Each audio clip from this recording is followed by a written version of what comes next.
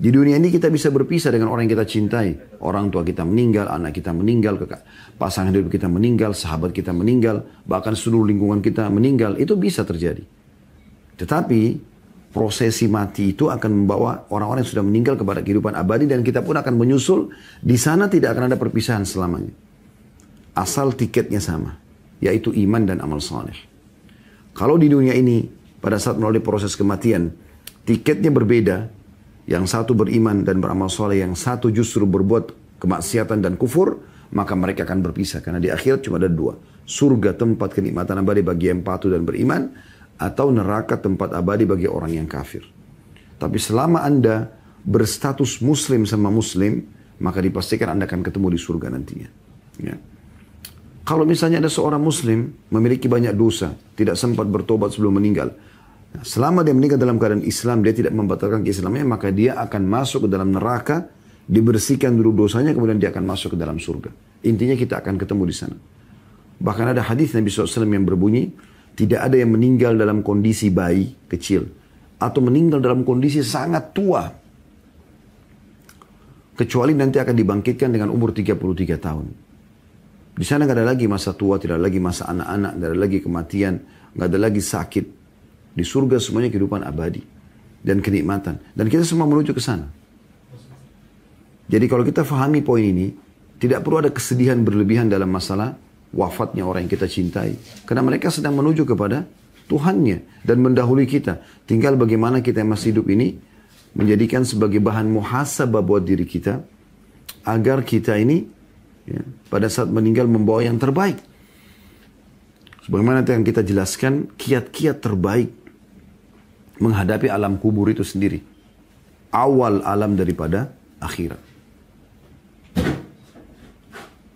Dan juga kita bagaimana menambah amal-amal saleh buat kerabat dan orang yang kita cintai yang sudah meninggal.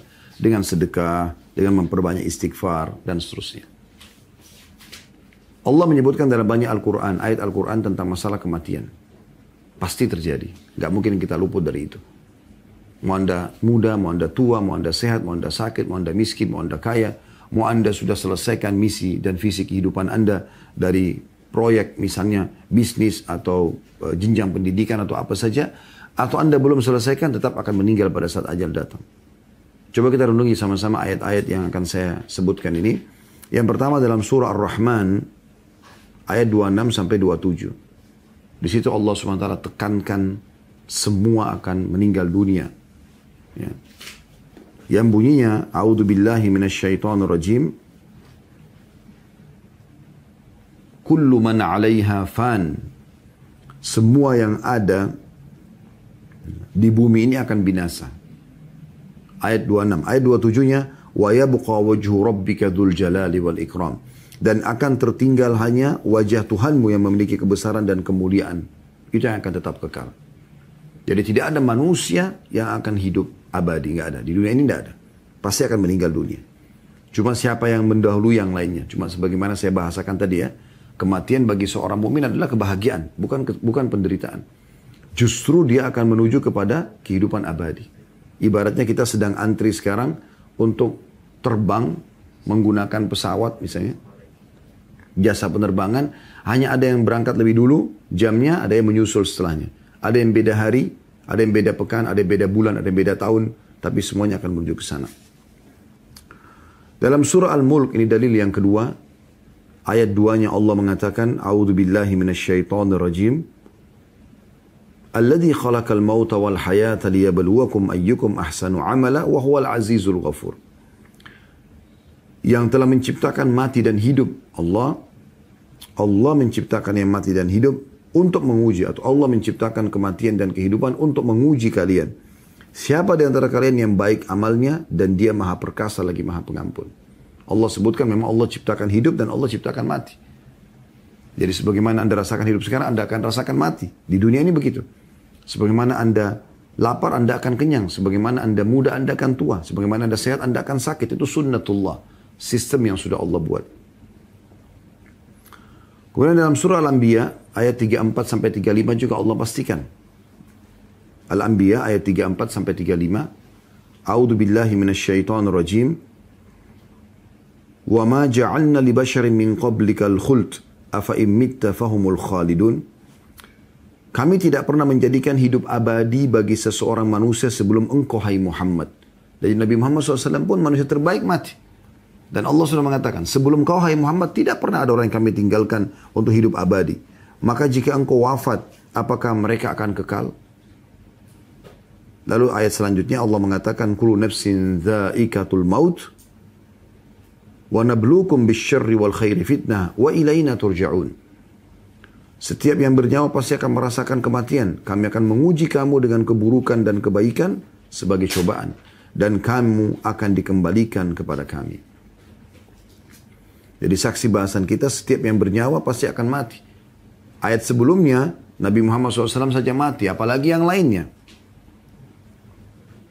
Itu yang ketiga. Yang keempat dalilnya, surah As-Sajdah ayat 11. Allah subhanahu wa ta'ala berfirman, As-Sajdah ayat 11, A'udzu billahi minasyaitonir rajim.